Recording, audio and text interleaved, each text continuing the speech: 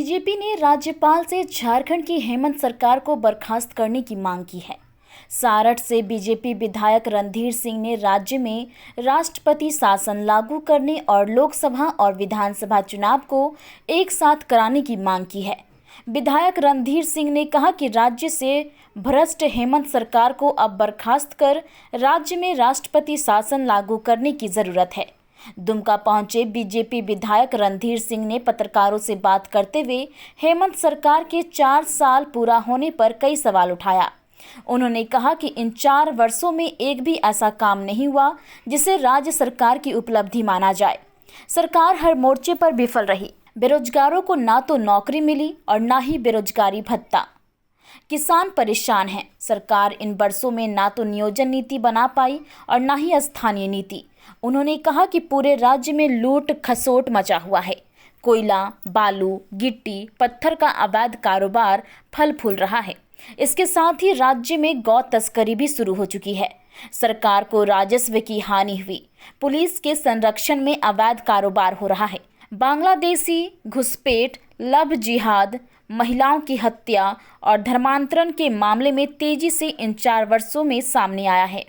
4 सालों में झारखंड आज सब होती है। हम लोग झारखंडी बोलने में आज एक खतियान नहीं बना पाई सरकार, नीति निर्धारण नहीं कर पाई सरकार। ऐसा नीति इन्होंने बनाया जो कोर्ट ने उसको खारिज कर दिया।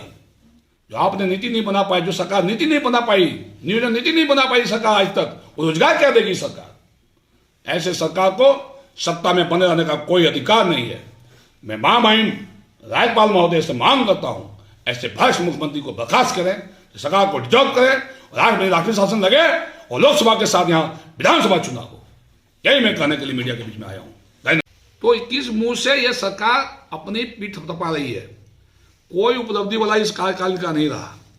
ये इनके कार्यकाल में अवैध पत्थर, अवैध कोयला, अवैध बालू यहां से इस राज्य से बाहर भेजा जा रहा है।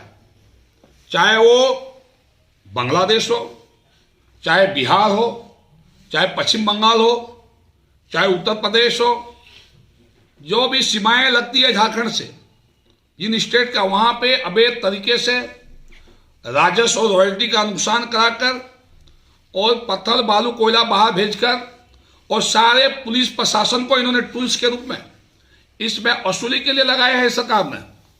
और मैं दावे के साथ कहता हूं कि हजारों हजार करोड़ रुपया का नुकसान इस सरकार ने इस राज्य के पैसे को, जो राजस्व से पैसे आने चाहिए, उसका नुकसान करने का काम इस सरकार ने किया है। अब तो एक नया ट्रेंड शुरू हो गई है। गो तस्करी में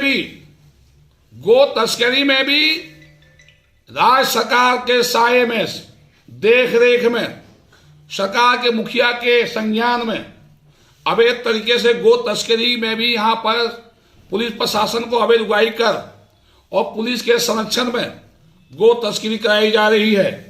साथ ही साथ लव जिहाद, महिलाओं की हत्या और धर्मांतरण तेजी से इस सरकार में बढ़ा है। बांग्लादेशी, रोहिंग्या मुसलमान तेजी से इस राज्य में पांव पसार रहे हैं, जिसमें संथाल परगना भी अछूता नहीं है। मैं दावे के साथ कहता हूं, जब से ये सरकार आई है, 4 सालों में संथाल परगना की डेमोग्राफी को काफी तेजी से बदलने का काम हुआ है। संथाल परगना मुख्यमंत्री जी यहां से चुनाव लड़ते हैं और कई इनके मंत्री, कई इनके जनप्रतिनिधि संथाल परगना से आते हैं। आज तक इस तरह के धर्मांतरण और लव जिहाद के विरुद्ध में एक भी बयान झारखंड मुक्ति मोर्चा, कांग्रेस और राजद के एक भी जनप्रतिनिधियों ने नहीं दिया। इवें रूबिका पहाड़ियान की जो हत्या हुई, अंकिता के साथ जो घटनाएं हुई, इस पर भी सरकार का बयान नीपापोती वाला बयान आया। और आज लगातार संथाल परगना की जो हालत है, आप यहाँ पे इतनी तेजी से बाहरी लोग, बांग्लादेशी लोग घुसे हैं, गांव गांव की डेमोग्राफी चेंज हो रही है। ये स्थिति है।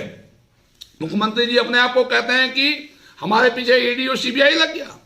मैं मुख्यमंत्री जी से पूछना चाहता हूं, ये दुमका से लेके रांची तक आपने 108 जमीन आपके परिवार ने, सोरेन परिवार ने कैसे खरीदा? एसपीटी सेंट्री एक्ट का धज्जी उड़ाकर आपने और 108 से ज्यादा जमीनों का डीड आपने बनाया। ये पैसे कहां से आए आपके पास? कैसे ये संपत्ति आपने बनाया? तो लगातार इनके नुमाइंदे कैसे आज जेल चले गए? जिस तरह से यहां पर वसूली हो रही है पुलिस के साये में, चाहे देवघर जिला हो, जामताड़ा जिला हो, दुमका जिला हो, साहेबगंज जिला हो, गोड्डा जिला हो, पाकुड़ जिला में अवैध वसूली का आरोप पुलिस को लगा दिया गया है। चाहे गो तस्करी के लिए अवैध वसूली हो, पत्थर के लिए हो, कोयला के लिए हो, बालू के लिए हो। लेकिन आम जनता की जब बालू देने की बात आती है ट्रैक्टर से तो उनको पकड़ा जाता है।